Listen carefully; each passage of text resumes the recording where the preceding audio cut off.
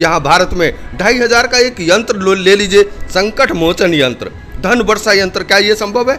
बहुजन धाम इसके विरुद्ध काम करेगा कि भाई कोई भी धन वर्षा यंत्र नहीं है, कोई भी संकट मोचन यंत्र नहीं है, ऐसा नहीं है, क्योंकि यहाँ मूर्ख बनाया जा रहा है। यहाँ दोस्तों नमस्कार, आप देख रहे हैं द फाइंडर, मैं हूं संतोष साके। दोस्तों आज जो वंचित तबके हैं वो आगे बढ़ के आ रहे हैं और लगातार अपनी आवाज़ जो है समाज में बुलंद कर रहे हैं, बिजनेस कर रहे हैं, हर क्षेत्र में वो अपनी आवाज़ बुलंद कर रहे हैं। तो ऐसे ही एक व्यक्ति हमारे साथ हैं जो बहुजन समाज से आते हैं और उन्होंने बहुजन धाम की स्थापना की है। तो मेरे साथ हैं राजपाल अंबेडकर जी, जिनसे हम बात करेंगे कि बहुजन धाम जो उन्होंने ऋषिकेश में स्थापना की, क्या है वो, कैसे काम करता है और क्या उद्देश्य हैं उसके।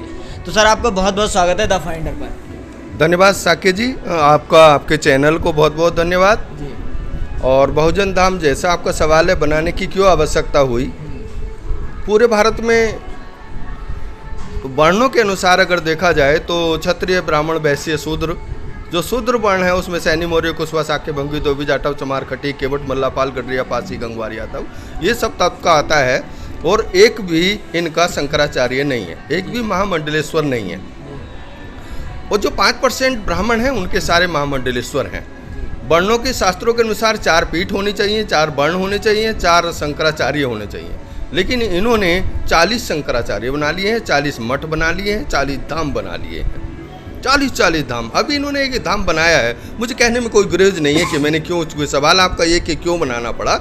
अभी इन्होंने एक स्थापना की थी पीठ की, थर्ड जेंडर, अब तक सारी पीठ थी, लेकिन थर्ड जेंडर का जो पीठ की स्थापना हुई इलाहाबाद में, पिछले कुंभ में उनको 3 एकड़ जमीन भी दी गई और उसका शंकराचार्य भी आशा त्रिपाठी को बनाया गया। मुझे कहने में कोई गुरेज नहीं है। 4 धाम की जगह 40 धाम हो गए, 40 पीठ हो गई हैं और सबके शंकराचार्य, सबके महामंडलेश्वर एक ही वर्ग, ब्राह्मण वर्ग से आते हैं। क्या वो ही सबसे ज़्यादा पढ़े लिखे हैं? क्या वो सबसे ज़्यादा काबिल है? क्या वो देश की उन्नति में कोई योगदान है?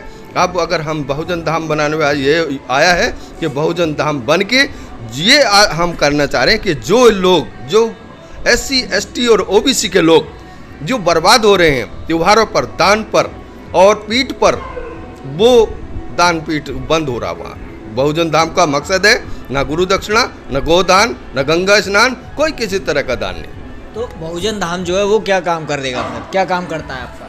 ये बहुजनों की आध्यात्मिक उन्नति के लिए है, क्योंकि बहुजनों के पास अब बाबा साहब अम्बेडकर की वजह से पद, पोस्ट, कोठी, बंगला, MLA, MP, DM, SP बहुत आ गए। उनको आध्यात्मिक शांति चाहिए थी, तो आध्यात्मिक शांति के लिए वो कई जगह जाने लगे जहां उनके साथ लूट खसोट होने लगी। लूट खसोट का मतलब कि आप 5000 दें, 10,000 दें तो आपके घर में जो व्याधि आ रहे, घर में जो संकट आ रहे हैं वो दूर हो जाएंगे। भारत में चूंकि आपका सवाल इतना अच्छा है कि बहुजन धाम किस उद्देश्य से, साके जी हम आपको बता दें, यहाँ भारत में 2500 का एक यंत्र ले लीजिए, संकट मोचन यंत्र, धन वर्षा यंत्र, क्या ये संभव है?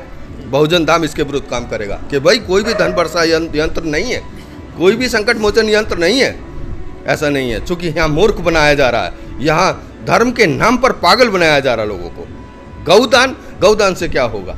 आप देखिए, ये मकसद है कि लोग अपना जो पूजा पे पैसा खर्च कर रहे हैं, जो तीर्थों पर पैसा खर्च कर रहे हैं, बहुत बड़ी मेहनत की कमाई पूर्णागिरी, शाकुंभरी और बद्रीनाथ, केदारनाथ पर लुटा देते हैं। हम उसके लिए चाहते हैं कि यूनिवर्सिटी खोलें, स्कूल खोलें और अपने बच्चों को शिक्षित करें और आगे बढ़ाएं। तो बहुजन धाम जो है वो अध्यात्म के किन मुद्दों पे काम करेगा? ध्यान पे करेगा या किस तरह से करेगा? ये योगा पे भी काम करेगा, ध्यान पे काम करेगा और गांव-गांव में जाएंगे और गांव-गांव में जाके लोगों को योग से जोड़ेंगे, जिससे उनके जो रोग हैं, जो निरोग हैं, मान लीजिए अगर कोई उनको दिक्कत है, और कुछ दवाइयों के माध्यम से जो निःशुल्क हम कैंप लगाएंगे और निःशुल्क कैंप लगा के उनको योग करा के और दवाइयाँ दे के और शिक्षित करके उनको इस नए मार्ग पर लाने की कोशिश करेंगे कि जो उनके अंदर कुरीतियाँ हैं, धार्मिक कुरीतियाँ हैं या खुद सामाजिक कुरीतियाँ, उनको दूर करने का प्रयास। तो कोई बहुजन धाम पे आना चाहता है तो क्या एड्रेस है उसका, कैसे वो पहुंच सकता है वहाँ पे, या कैसे आपसे संपर्क कर सकते हैं? भाई जी, बहुजन धाम आने के लिए उत्तराखंड ऋषिकेश में एक जगह है,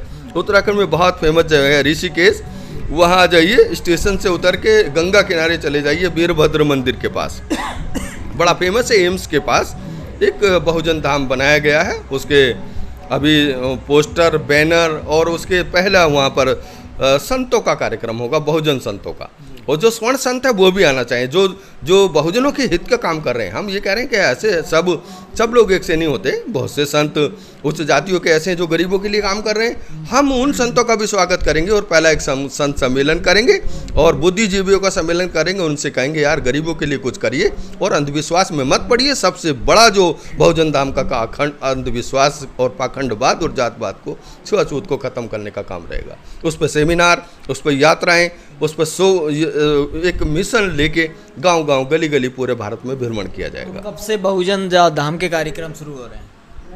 बहुजन धाम अभी बन के तैयार हुआ है, रजिस्ट्रेशन हो गया है और उसका सब करीब अगले महीने से ये एक यात्रा और इस तरह का बहुजन संतों का सम्मेलन करके बहुजन संतों की राय ली जाएगी कि भाई आप अंधविश्वास पे, पाखंडवाद पे, छुआछूत पे, ऊंच नीच पे, बेरोजगारी पे, अशिक्षा पे क्या काम कर रहे हैं। आप मंदिरों में बैठे हैं, जो धन दौलत आ रहा है उसका क्या कर रहे हैं। इधर दूध चढ़ाया जा रहा है, उधर नाले में गिर रहा, इधर प्रसाद चढ़ाया जा रहा, उधर फिर वहाँ बिक रहा आके, वो कैसे मूर्ख बनाया जा रहा है ये बताएंगे। हमारा उन शंकराचार्यों से भी अनुरोध है कि कृपया थोड़ा थोड़ा करके स्कूल खोल दें, अस्पताल खोल दें, लोगों को ऑक्सीजन को न तरसें, दवाइयों को न तरसें।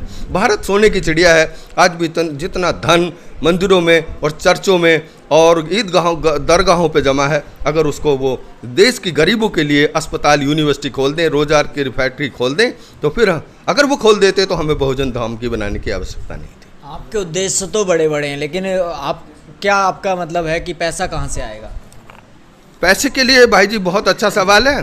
पैसा कोई किसी को में बाधा नहीं बनता। कांशीराम जी जब चले थे, बाबा साहब जब चले थे, या रविदास चले थे, नानक चले थे, ज्योतिबा फूले चले थे, पैसा कोई बाधा बनने नहीं था।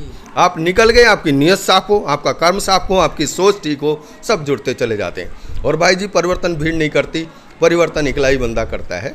आपकी बस सोच सही हो, आपका कर्म सही हो, आपकी नीयत सही हो। जब आपकी नीयत सही होगी तो आप सब कुछ करते हैं। और संत के लिए, साधु और संत में बड़ा अंतर है।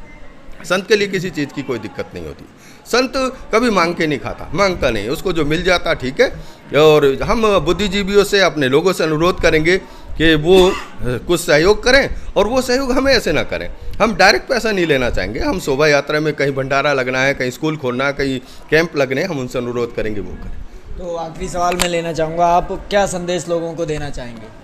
हम संदेश देना चाहेंगे कि अंधविश्वास में न पड़ें, पाखंडवाद में न पड़ें और अपना जो कमाया हुआ धन है वो तीर्थ यात्राओं पर, पंडे पुजारियों पर, गौ दान पर, मृतक के नाम पर, ब्याह शादी के नाम पर किसी को ना दें। अपने बच्चों की शिक्षा पर लगाएं और अपना जीवन उन्नति भगवान बुद्ध के मार्ग पर चलें, रैदास के मार्ग पर चलें, वाल्मीकि के मार्ग पर चलें, कबीर के मार्ग पर चलें, नानक के मार्ग पर चलें। हमारा ये संदेश है कि अपने परिवार को, अपने को बिना ऊपर उठाएं, आध्यात्मिक शक्ति से ऊपर उठाएं, झंझटों में, झगड़ों में ना पड़ें, छोटी छोटी बातों में ना पड़ें, बुराई ना करें और किसी तरह का और किसी भी तरह का कोई व्यवसन हो तो उसे दूर करें और अपने कल्याण का मार्ग खुद खोजें। भगवान बुद्ध का मार्ग अप्पोधिप भव, अपना कल्याण तू ही कर, तू ही कल्याणकारी है, विनाशकारी है।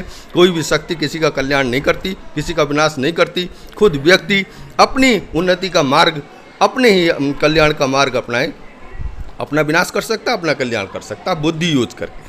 तो दोस्तों ये थे हमारे साथ राजपाल अंबेडकर जी, जिनका कहना है कि वो बहुजन धाम की स्थापना करके शिक्षा पे काम करना चाहते हैं, स्वास्थ्य पे काम करना चाहते हैं, अंधविश्वास दूर करना चाहते हैं। तो सर हमसे बात करने के लिए बहुत बहुत धन्यवाद। आपका भी बहुत धन्यवाद। आपका चैनल और ऊंचाइयों तक जाए और आप कभी एक बार जरूर पधारें वहाँ।